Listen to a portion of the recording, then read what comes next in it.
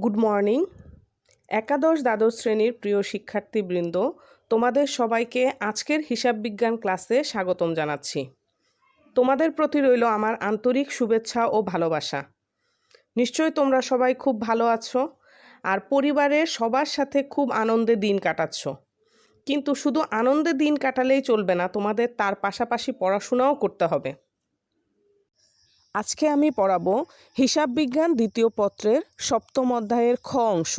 আজকে এই অধ্যায় নিয়ে আমার প্রথম ক্লাস। আমরা একটা ছবি লক্ষ্য করছি। ছবিতে আমরা কি দেখতে পাচ্ছি?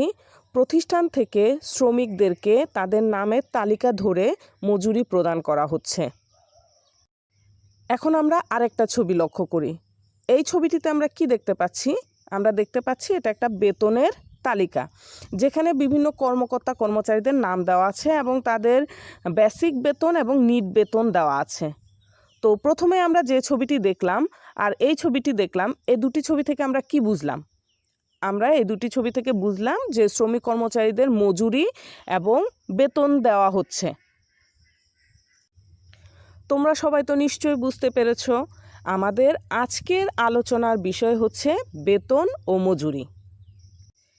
এ পাঠ শেষে শিক্ষার্থীরা বেতন ও মজুরি সম্পর্কে ধারণা পাবে, বেতন ও মজুরির উপাদানসমূহ জানতে পারবে এবং বেতন ও মজুরির সাথে জড়িত জাবেদাসমূহ শিখতে পারবে। আমরা আগেই জেনেছি উৎপাদনের প্রধান বা গুরুত্বপূর্ণ উপাদান হচ্ছে কাঁচামাল, আর উৎপাদনের ক্ষেত্রে দ্বিতীয় গুরুত্বপূর্ণ উপাদান হচ্ছে শ্রম বা মজুরি।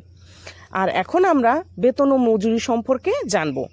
বেতন প্রতিষ্ঠানে কর্মকর্তা বা কর্মচারীগণ তাদের মানসিক পরিশ্রমের বিনিময়ে যে পারিশ্রমিক গ্রহণ করে তাকে বেতন বলে। অর্থাৎ প্রতিষ্ঠানে নিয়োজিত কর্মকর্তা কর্মচারীগণ তাদের বুদ্ধিদীপ্ত মানসিক পরিশ্রমের বিনিময়ে যে পারিশ্রমিক পায় সেটাই হচ্ছে বেতন। বেতন সাধারণত মাসিক বা বার্ষিক ভিত্তিতে প্রদান করা হয়।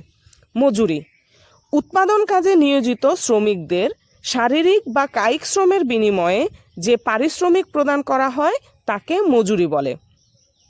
মজুরি সাধারণত দৈনিক, সাপ্তাহিক, পাক্ষিক বা মাসিক ভিত্তিতে প্রদান করা হয়। তোমরা অবশ্যই মনে রাখবে, মজুরি ও বেতনের প্রধান পার্থক্যই হচ্ছে বেতন প্রদান করা হয় মানসিক পরিশ্রমের বিনিময়ে আর মজুরি প্রদান করা হয় শারীরিক বা কায়িক শ্রমের বিনিময়ে। বেতন ও মজুরির উপাদান।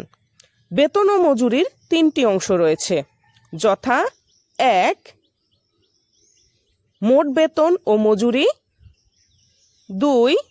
কর্তনসমূহ, 3. নিট বেতন ও মজুরি।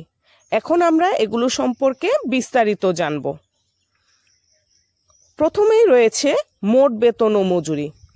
প্রতিষ্ঠানে নিয়োজিত শ্রমিক কর্মচারীদের নির্ধারিত মূল বেতনের সাথে আনুষঙ্গিক আরও অন্যান্য বিভিন্ন ধরনের সুযোগ সুবিধা দেওয়া হয়। এই সকল সুযোগ সুবিধা একসাথে মোট বেতন ও মজুরি বলে। মোট বেতন ও মজুরির মধ্যে বিভিন্ন উপাদান রয়েছে। এখন আমরা এই উপাদানসমূহ সম্পর্কে জানব।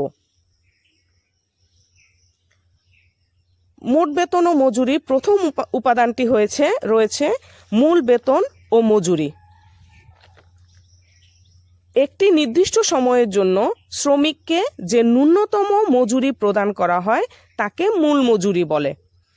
আর কর্মচারীদের প্রদত্ত মাসিক বেতন পরিধি বা স্কেলের প্রারম্ভিক অঙ্ক বা স্তরকে মূল বেতন বলে। এরপরে রয়েছে ওভারটাইম। স্বাভাবিক সময়ের চেয়ে অতিরিক্ত সময় কাজ করলে শ্রমিকদেরকে অতিরিক্ত সময়ে যে পারিশ্রমিক দেওয়া হয় তাকে ওভারটাইম বা অতিরিক্ত সময়ের মজুরি বলে। তারপরে রয়েছে বাড়ি ভাড়া ভাতা। প্রতিষ্ঠানে নিয়োজিত কর্মচারীদের বাড়ি ভাড়া বাবদ যে ভাতা প্রদান করা হয় বা যে নির্দিষ্ট হারে টাকা প্রদান করা হয় তাকে বাড়ি ভাড়া ভাতা বলে। মহার্ঘ ভাতা। অনেক সময় দ্রব্যমূল্য বা মুদ্রাস্ফীতির কারণে শ্রমিক কর্মচারীদের জীবনযাত্রার ব্যয় বৃদ্ধি পায়, আর এই ব্যয়ের সাথে তাদের তাল মিলানোর জন্য বা তাদের জীবনযাত্রাকে সহজ করে তোলার জন্য নিয়োগকর্তা তাদেরকে একটা নির্দিষ্ট ভাতা প্রদান করে। এটাকে বলা হয় মহার্ঘ ভাতা। আর এই মহার্ঘ ভাতার কারণে শ্রমিক কর্মচারীদের জীবনযাত্রা সহজ হয়ে ওঠে।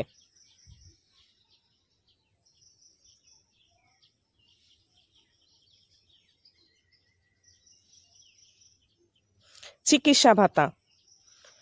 প্রতিষ্ঠানে নিয়োজিত শ্রমিক কর্মচারীদের নির্ধারিত পরিমাণ অর্থ বা নির্দিষ্ট হারে কিছু টাকা তাদের চিকিৎসা বাবদ প্রদান করা হয়। যাতায়াত ভাতা। প্রতিষ্ঠানের কর্মকর্তা কর্মচারীরা যাতে সঠিক সময়ে কর্মস্থলে উপস্থিত হতে পারে এবং কাজের কোনো ব্যাঘাত সৃষ্টি না হয়, এজন্য তাদেরকে নির্ধারিত যাতায়াত ভাতা প্রদান করা হয়। উৎসব ভাতা। আমাদের দেশে নিয়ম অনুযায়ী প্রতিষ্ঠানের কর্মকর্তা কর্মচারীদের বিভিন্ন সময়ে বা বিভিন্ন সময় মতো তাদেরকে উৎসব ভাতা প্রদান করা হয় বা বোনাস দেওয়া হয়। তো সাধারণত আমাদের দেশে হচ্ছে 2 ঈদে, পূজাতে, আর হচ্ছে এখন বৈশাখী ভাতাও প্রদান করা হয়। এরপরে রয়েছে হচ্ছে অন্যান্য ভাতা। অন্যান্য ভাতার মধ্যে রয়েছে হচ্ছে উপরোক্ত এই ভাতাগুলো ছাড়াও প্রতিষ্ঠানে নিয়োজিত শ্রমিক কর্মচারীরা অন্যান্য আরও কিছু ভাতা পেয়ে থাকে। এগুলো হচ্ছে টিফিন ভাতা, আপ্যায়ন ভাতা, বিদেশ ভ্রমণ ভাতা, প্রশিক্ষণ ভাতা ইত্যাদি। আর এই সকল মূল বেতন ও মজুরি সহ এই সকল ভাতাগুলোকে একসাথে যোগ করে মোট বেতন ও মজুরি নির্ণয় করা হয়। এরপরে রয়েছে কর্তনসমূহ। প্রতিষ্ঠানের নিয়ম নীতি ও শ্রমিক কর্মচারীদের ইচ্ছা অনুযায়ী মোট অর্জিত মজুরি বা বেতন হতে কিছু খাতে অর্থ কর্তন করা হয়। এগুলো হচ্ছে তাদের মূল বেতন বা মজুরি হতে কেটে রাখা হয়। আর এই কর্তনসমূহের মধ্যে হচ্ছে দেখা যায় তারা যখন চাকরি থেকে অবসর গ্রহণ করে বা চাকরি থেকে চলে যায়, তখন দেখা যায় এই টাকাগুলো তারা পেয়ে যায়। তো কর্তনসমূহের মধ্যে প্রথমে রয়েছে ভবিষ্যৎ তহবিল বা প্রভিডেন্ট ফান্ডে কর্মীর জমা। শ্রমিক কর্মচারীগণ তাদের মূল মজুরি বা বেতনের একটি নির্দিষ্ট হারে প্রতি মাসে প্রভিডেন্ট ফান্ডে জমা করে। তারা অবসর গ্রহণ করলে বা প্রতিষ্ঠান ত্যাগ করলে এই প্রভিডেন্ট ফান্ডের অর্থ প্রতিষ্ঠান তাদেরকে প্রদান করে থাকে। তো এই প্রভিডেন্ট ফান্ড বা ভবিষ্যৎ তহবিলে শ্রমিক কর্মচারীদের সাথে সাথে নিয়োগকর্তাও দান করে থাকে। এরপরে রয়েছে কল্যাণ তহবিলে দান। প্রতিষ্ঠানে যদি কল্যাণ তহবিল থাকে, শ্রমিক কর্মচারীরা তাতে নির্দিষ্ট হারে চাঁদা প্রদান করে থাকে, আর এই চাঁদা তাদের মোট মজুরি বা বেতন হতে কর্তন করা হয়। যৌথ বিমায় কর্মীর দান। প্রতিষ্ঠানে যৌথ বিমায় শ্রমিক কর্মচারীদের জীবনের বীমা করা হয় এবং সেখানে তারা নির্দিষ্ট হারে যে প্রিমিয়াম প্রদান করে তা তাদের তহবিলে জমা হয় এবং তা তাদের বেতন ও মজুরি থেকে কেটে নেওয়া হয়। এরপর তারা যখন অবসর গ্রহণ করে এই টাকা তাদেরকে প্রদান করা হয়। তারপরে রয়েছে হচ্ছে আয়কর। কর্মীর বার্ষিক বেতন আয় ন্যূনতম করযোগ্য সীমা অতিক্রম করলে প্রতিষ্ঠান কর্মীর বেতন হতে আয়কর কেটে রাখে, আর এই আয়কর পরবর্তীতে সরকারি কোষাগারে জমা হয়। জরিমানা। প্রতিষ্ঠানে নিয়োজিত শ্রমিক কর্মচারীদের যদি কোনো জরিমানা হয়, তা তাদের মূল বেতন ও মজুরি থেকে কেটে রাখা হয় এবং এভাবে করে তাদের জরিমানা মওকুফ হয়। এরপরে রয়েছে অগ্রিম কর্তন। অনেক সময় শ্রমিক কর্মচারীগণ অনেক সময় তাদের প্রয়োজনে প্রতিষ্ঠান হতে অগ্রিম টাকা গ্রহণ করে। এই অগ্রিম প্রতি মাসে একটি পরিমাণ তার বেতন ও মজুরি হতে কেটে রাখা হয়। অন্যান্য কর্তন। এছাড়াও বিভিন্ন ধরনের কর্তন রয়েছে যেগুলো শ্রমিক কর্মচারীদের বেতন ও মজুরি হতে কেটে রাখা হয়। এই কর্তনগুলোকে একসাথে যোগ করে মোট কর্তন নির্ণয় করা হয়। তারপরে যে প্রথমে আমরা যে মোট বেতন ও মজুরি বা মোট উপার্জন বের করলাম, তার থেকে এই কর্তনসমূহকে বাদ দেওয়া হয়। নিট বেতন ও মজুরি। মোট বেতন ও মজুরি হতে কর্তনসমূহ বাদ দিয়ে যা পাওয়া যায় তাকে নিট বেতন ও মজুরি বলে। এই নিট বেতন ও মজুরি চেক বা নগদে প্রদান করা হয়। তাহলে নিট বেতন ও মজুরি সমান সমান মোট বেতন ও মজুরি বিয়োগ মোট কর্তনসমূহ, অর্থাৎ মূল বেতন ও মজুরির সাথে সকল উপার্জন সমূহকে একসাথে যোগ করে মোট বেতন ও মজুরি নির্ণয় করা হয়। এরপরে যত কর্তন আছে সবগুলোকে একসাথে যোগ করে মোট কর্তন সমূহ নির্ণয় করে তাকে মোট বেতন ও মজুরি থেকে বাদ দিয়ে নিট বেতন ও মজুরি বের করা হয়। এখন নিট বেতন ও মজুরি নির্ণয়ের জন্য একটা বিবরণী ছক দেখাবো তোমাদেরকে, যেটা একটা নির্ধারিত ছক। এই ছকটা তোমরা ভালো করে আয়ত্ত করবে। এখানে রয়েছে বিবরণ আর একটা টাকার ঘর। আমি এখানে একজন শ্রমিকের ধরে একটা টাকার ঘর দেখিয়েছি। যদি শ্রমিকের সংখ্যা একাধিক হয় তাহলে আমাদেরকে আরও যতজন শ্রমিক থাকবে ততগুলো টাকার ঘর করে নিতে হবে। তো আমরা আগেই জেনে এসেছি যে উপার্জন সমূহ থেকে হচ্ছে গিয়ে কর্তনকে বাদ দিলে আমরা পেয়ে যাব হচ্ছে নিট বেতন ও মজুরি। তাহলে প্রথমে উপার্জন সমূহ থাকতে হবে। উপার্জন সমূহের মধ্যে রয়েছে মূল বেতন ও মজুরি, ওভারটাইম, বাড়ি ভাড়া ভাতা, মহার্ঘ ভাতা, যাতায়াত ভাতা, চিকিৎসা ভাতা, অন্যান্য ভাতা। তো আমরা এগুলো সম্পর্কে আগেই জেনে এসেছি। তো এগুলোকে একসাথে যোগ করলে আমরা পাবো হচ্ছে মোট উপার্জন। তার থেকে আমাদেরকে বাদ দিতে হবে কর্তন সমূহ।